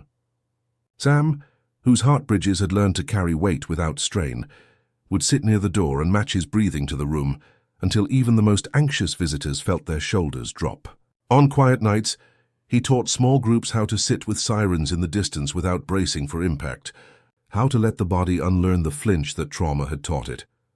As winter deepened and the Confluence Foundation's work reached hearts across 3 counties, something extraordinary began to reveal itself. Recovery times in pediatric wards improved, not just where Iris volunteered, but in facilities where her students had learned to offer presence like medicine. Domestic violence shelters reported that residents were sleeping through the night more often. Teachers discovered that classrooms where someone practiced the four movements, opening, receiving, holding, releasing, became spaces where learning happened with less resistance and more joy. Marcus documented these changes with the careful attention of someone who understood that miracles often disguised themselves as statistical improvements, but his charts couldn't capture the most profound transformation. The way communities were beginning to remember that healing wasn't something that happened to individuals in isolation, but something that flowed through the vast, interconnected web of hearts that made up the world's emotional weather. On a violet evening when snow fell like gentle thoughts, and the breathing room's lights cast warm circles on the white ground, Iris stood beside the fountain with Dr. Okafor's bell resting in her palm. When she touched it with one fingertip, the chime seemed to travel farther than sound should carry, reaching hearts that had been waiting without knowing what they were listening for. The work was no longer hers alone, but belonged to everyone who had learned that the most profound changes happened not through force, but through the patient art of keeping company with hearts that were learning to trust again, one gentle breath at a time. The chime that had traveled farther than sound should carry found its answer in places that had been quietly preparing for something they couldn't name. And over the following months, letters began arriving at the Confluence Foundation, like seeds carried on patient winds. They came from teachers in Oregon who had noticed their classrooms growing calmer after practicing the four movements, from nurses in Vermont whose patients slept more peacefully when someone sat beside them breathing with gentle intention, from librarians in Texas who discovered that reading stories while holding the image of opening, receiving, holding, releasing seemed to help even the most restless children settle into listening. The most profound letter arrived on a morning when spring light painted the foundation's windows the color of new possibilities. It came from Dr. Elena Vasquez, a pediatric oncologist in Phoenix whose research had begun to document what she called environmental healing factors, statistical improvements in recovery rates that correlated not with new treatments but with the presence of people who seemed to create conditions where healing happened more readily. "I don't know what you call what you do," she had written, "but I know it works. Would you consider sharing your understanding with others who are trying to create these conditions?" That evening, as Iris read Dr. Vasquez's letter by the fountain in the breathing room, she felt a different kind of calling. Not urgent, but tender, like a lullaby remembered from the deepest parts of childhood. The scent of violets seemed to drift on the air, and she found herself slipping through the crease between heartbeats into a garden that breathed with accumulated love. Abuela Sofia's heart landscape had transformed into something beyond memory, a place where time moved like honey, where every flower held not just beauty, but the essence of moments shared across a lifetime. The garden glowed with pearly light that was neither day nor night, but the gentle radiance that exists between worlds. Abuela was there, not as form but as presence itself, the warmth in the earth, the music in the fountain's whisper, the love that had learned to tend from beyond physical boundaries. "Mi corazón," came the voice that was wind through leaves, water over stones. "You have been busy watering other people's gardens. Now listen to how the big river speaks through the little streams." Abuela's essence pressed something into Iris's awareness, a seed no larger than a teardrop, silvered like moonlight on water. Plant this where people come to remember. It will bloom whenever someone speaks of someone they love in the past tense, with the present still living in the sentence. "You've learned to sit with doors," the presence continued, pride settling over the words like sun through curtains. "Soon you must become one. Let your heart be a porch light for those walking the pathways home." When Iris returned to the waking world, she carried the seed to the fountain's edge, pressing it into soil where magnolia shade created a cradle of morning light. By afternoon, a slender stem appeared, quiet as a thought. That evening, when she wrote her response to Dr. Vasquez, her words flowed with new understanding about the vast network of hearts that made healing possible, and how some work grew not by expanding but by deepening, helping each person reach more fully into their own capacity for love. The foundation's reach would continue to grow, but now Iris understood that the most profound expansion happened not through distance, but through depth. creating spaces where love could remember its own eternal nature, one gentle breath at a time. The seed that Abuela had pressed into Iris's awareness during their garden meeting had grown into something extraordinary, sending up a slender stem that learned its own patient timing, blooming only when someone stood nearby and spoke of love in the past tense, while some part of the sentence still throbbed with living warmth. The flower never looked the same twice. Sometimes the blue of summer kitchens where laughter had echoed, sometimes the gold of a hand held at a hospital window during final conversations.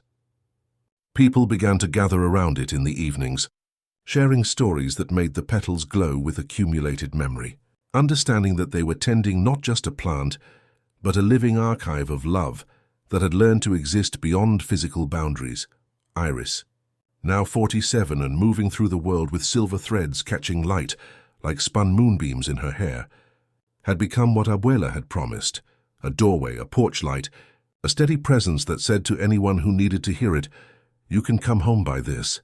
The years had taught her that becoming a sanctuary meant not just opening to others' healing, but allowing her own heart landscape to transform into a place where wounded souls could rest while remembering their own wholeness.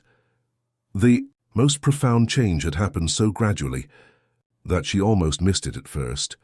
During her afternoon rest beneath the magnolia's shade, Sam's folded paper star tucked beneath her palm, she began to feel visitors approaching from the inside, not through the pathways she had walked as a child, but through the simple act of being in her presence. Her inner labyrinth, once a place of adolescent complexity, had evolved into a sanctuary where others could find refuge without her having to actively guide them there. Nor, now 32 and carrying her own quiet authority, would pause in her work with particularly troubled visitors and feel a corner of Iris's inner meadow brighten. Paths untangling like ribbons that remembered their purpose.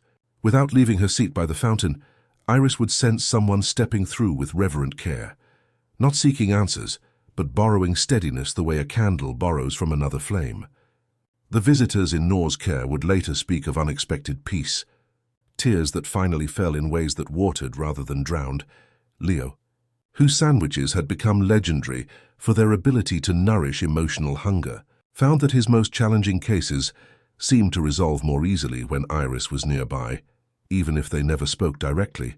A little gate would appear in her heart garden, opening onto a table where bread smelled like childhood afternoons and honey reminded forgotten tongues they were still welcome. Maya's art students painted in colors that had no names, and sometimes in the middle of their careful watercolor silence, a breeze would move across the room that felt like walking under magnolia leaves, carrying them to places where ponds knew their faces and clouds remembered their laughter. Marcus, now 42 and documenting what he called the porch light index, had begun to notice something remarkable in his data. Rooms calmed faster when Iris was resting nearby, even when no one interacted with her directly, as if stillness radiated influence, the way sound travels through water. His book, The Cartography of Kindness, had become a gentle guide for those learning the geography of their own hearts. But he understood that the deepest truths couldn't be written, only lived. Sam, whose bridges of compassion had grown stronger with each passing year, watched his wife's transformation with the tender attention of someone who had learned that love was not possession, but witness. Their marriage had become its own form of healing practice. Two people who had discovered that the deepest intimacy came not from trying to complete each other, but from creating space where both could become more fully themselves. In the evenings, he would fold paper stars while she tended the miraculous plant, and they would match their breathing to the fountain's rhythm until the day's sharp edges softened into something carryable. The Confluence Foundation had grown into something both vast and intimate, a network spanning continents where people had learned to create breathing spaces in hospitals and schools, libraries and community centers. Children who had once received Iris's sandwiches now brought their own children to the breathing room. Teachers whose classrooms had learned to breathe with intention were training new generations of educators. Nurses who had discovered the power of gentle presence were sharing their understanding across oceans. But perhaps most profoundly, people began leaving small offerings at the base of Abuela's plant. Pressed flowers from wedding bouquets, smooth stones from favorite beaches, letters written to those who had moved beyond the reach of ordinary conversation. The plant seemed to pulse with accumulated love, its roots reaching deep into the earth, while its branches stretched toward stars that remembered everyone's name. As winter prepared to wrap the world in contemplative embrace, Iris understood that her story was really about the vast network of connection that held everyone. She had become not someone who fixed broken things, but someone who helped others remember what had never been broken. The boundaries between her heart landscape and the world outside had grown wonderfully thin, creating a sanctuary that existed not in any single location, but in the space between one breath and the next, where healing happened through the patient art of presence. Standing beside the fountain with Dr. Okafor's bell resting warm in her palm, watching the plant that had grown from Abuela's seed sway in the evening breeze, Iris felt the gentle pressure of a threshold approaching, not as an ending but as a widening, the kind of doorway that knows both sides by heart and loves them equally for what they are becoming. The threshold that had been whispering at the edges of awareness for months finally revealed itself on a morning when autumn light painted the breathing room the color of honey and completion. Iris, now 77, with hair that caught sunlight like spun silver, moved through the garden with the unhurried grace of someone who had learned that the most profound journeys happen in the space between one breath and the next. The plant that had grown from Abuela's seed now stood taller than memory, its leaves shimmering with accumulated stories, blooming in colors that felt like gentle echoes of every love story ever whispered in the dark. Sam found her sitting beneath the magnolia tree, Dr. Okafor's bell resting warm in her palm, her face luminous with the particular peace that comes to those who have learned to trust mystery completely. When he settled beside her on the familiar bench, she took his hand with the careful reverence of someone offering a gift that had been years in the making. "I can feel them all," she said softly, her voice carrying the warm authority of someone who had learned to speak truth without urgency. "Every heart we've touched, every chamber that learned to open, every person who discovered their own capacity for healing, they're all connected now, breathing together in the great anatomy of love." She looked toward where Noor was guiding a small group through the four movements, where Leah was wrapping sandwiches with the devoted attention of someone feeding souls, where Maya helped children paint their feelings in colors that had no names but carried infinite meaning. Marcus arrived as twilight began to paint the walls contemplative blue, his composition notebook filled with decades of careful observation, understanding that he was documenting not an ending, but a transformation. Eleanor dozed in the sunlit corner chair, a book open on her chest, her breath a familiar lullaby that had guided so many nights toward peace. As evening deepened, Iris felt the boundaries between her heart landscape and the world outside growing wonderfully thin. She had become not someone who walked through doorways, but the doorway itself, a gentle presence where wounded hearts could step through into remembering their own wholeness. The familiar crease between heartbeats appeared, but this time, instead of stepping through it, she simply widened, becoming the luminous space where healing happened. She pressed the bell into Noor's palm with a smile that tasted like starlight. "Doors know you," she whispered, and Noor's eyes filled the way pools do when rain remembers them. To Marcus, she nodded toward his notebook, and he understood that his maps of kindness would continue charting territories of tenderness for those who needed, navigation points in the vast geography of the heart. Her final breath merged seamlessly with the fountain's whisper, her last heartbeat synchronized with the bell's gentle chime, and suddenly she was everywhere at once, in the warmth of tea shared between strangers, in the moment when frightened breathing finally slowed, in every hand that reached out to offer comfort without expecting anything in return.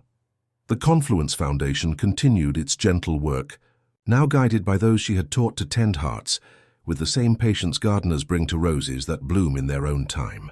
The breathing room became a place where people came not to seek something missing, but to remember what had never been broken. Children would point to empty spaces in the garden and say they could see her there, offering sandwiches made of starlight and compassion. Marcus wrote in his final entry, "Here be tenderness," and tucked the page beneath the magnolia's roots. The chalkboard by the door held a single line, "You don't have to try so hard to be loved," and the fountain kept time with the slow rhythm of hearts learning to trust again. And somewhere, in the space between your heartbeat and your breath, she's still there, a gentle presence reminding everyone who passes through that the most profound experiments happen not in laboratories, but in the tender chambers where love learns to trust itself again. The anatomy park of human experience continues, with new visitors discovering daily that healing happens not through grand gestures, but through the quiet miracle of one heart recognizing another, one patient breath at a time. Thanks for spending this time with us. Sleep well. Everything's going to be okay, and you are more loved than you know.